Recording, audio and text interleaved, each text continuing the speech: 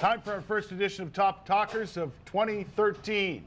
Happy to report it's a good subject today. Joining us, and I hesitate to mention the young lady in the Habs jersey, Alison Sandor from CFRA. Good morning, Alison. Good morning. I felt like I had to represent today. It was one of those days you just had to put on the jersey. Yeah, fine.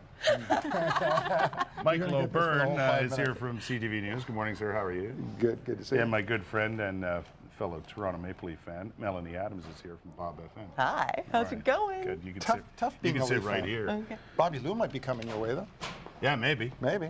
That's be when great. there'll be a lot of player movement. There's going to be a lot of things happening. Yeah. But first of all, Alison, your reaction to the news yesterday morning.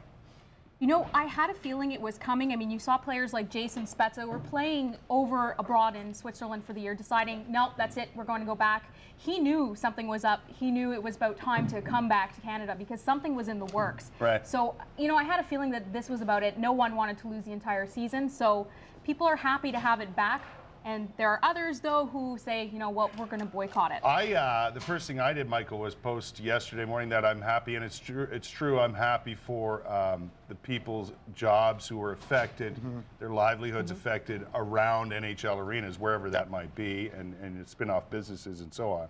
And immediately there were people posting on my Facebook page about how mad they were and so on about the whole thing, and that they're not going to watch any games. Do you think there will be actual backlash from this? Not in the Canadian cities, because hockey is what we are in Canada, so I don't think there'll be any backlash here.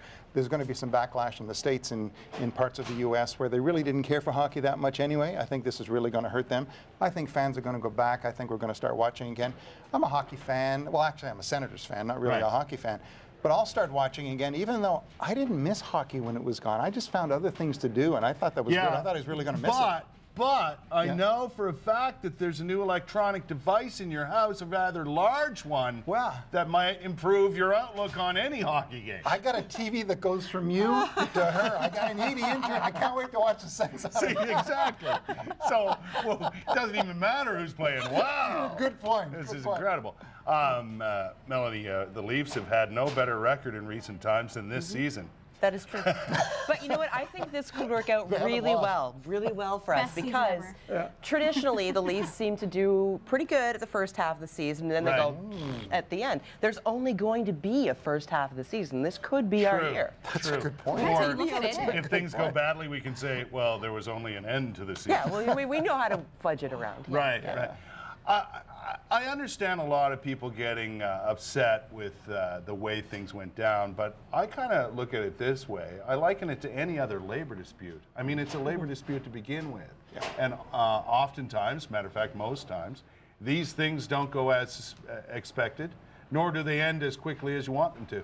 It's the nature of labor negotiations. Nobody goes in with their best deal on the table right away. That's just the way it is. Yeah. Could it have been resolved earlier? Yeah, probably. A lot of people say, oh, Gary Bettman isn't a great guy. Gary Bettman, I don't think he has a vested interest personally in this. He's representing the owners. Yeah. That's all he's doing. Yeah. It's nothing personal against hockey fans or against hockey players. He has a job to do. He's doing his job. The players are trying to get their best deal. And at the end of the day, they finally got a deal, and I think that's great.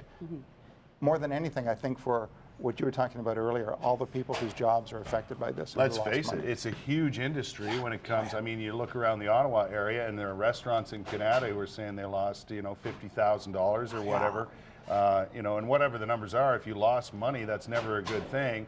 And, you know, having people stream out of or into Scotiabank Place, the restaurants, bars, and other jobs that go with that, you know, from ushers on out, it has an impact in a lot of cities right around this country. So our buddy Dean Brown has been out of work since. People don't think about that. He's a broadcaster. He hasn't been paid since the end of the playoffs last year. And that's never a good thing. No. Right? No matter what you do. So I think that's the important part. And now we're going to see the Senators get ramped up with ticket sales. Alison, do you think people will buy tickets as they did before, or is it going to change things a little bit? This is Canada. No matter how we put it, people are going to go back. They could have had a 3-year lockout. Yeah, people are going to say, oh, I'm so angry. I'm so angry. Oh, yeah, hey, you're going to Sens game next week? Because I am. Yeah, I bought my tickets front row and, front and center. But you know something that a lot of people don't realize that was really affected? Sens Foundation charity.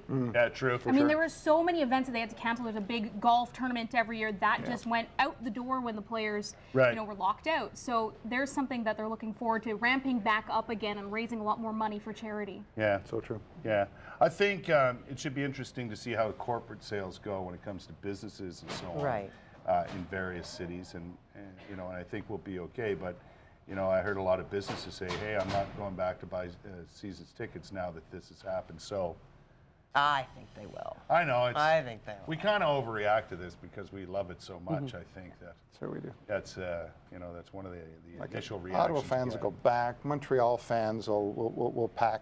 Because right now we're going into a short season, and your point is a really Well- good one. Everybody has a really good chance Yeah, here. and Toronto fans have been sitting in the empty arena thinking there's a game for the last half a season anyway, so there's no worry there. True enough, and you know what it's like if you watch a Toronto game when the second period starts. Nobody will be in those silver seats anyway because You know they're what, off though? doing other things. Over in Montreal, they've got police have such a large budget this year because no one's rioted yet. So Yeah. they're just raring to go here. Hasn't been a good ride in Montreal in weeks.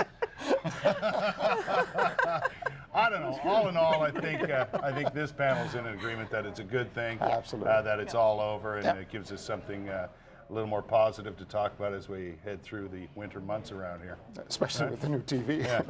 Anyway, first Sens game, we're all at Michael's house. Yeah, go on. Thanks to our panel. Alison Sandor is here from CFRA, Michael O'Byrne from CTV News, and Melanie Adams from Bob FM. Thanks, guys. Thank you.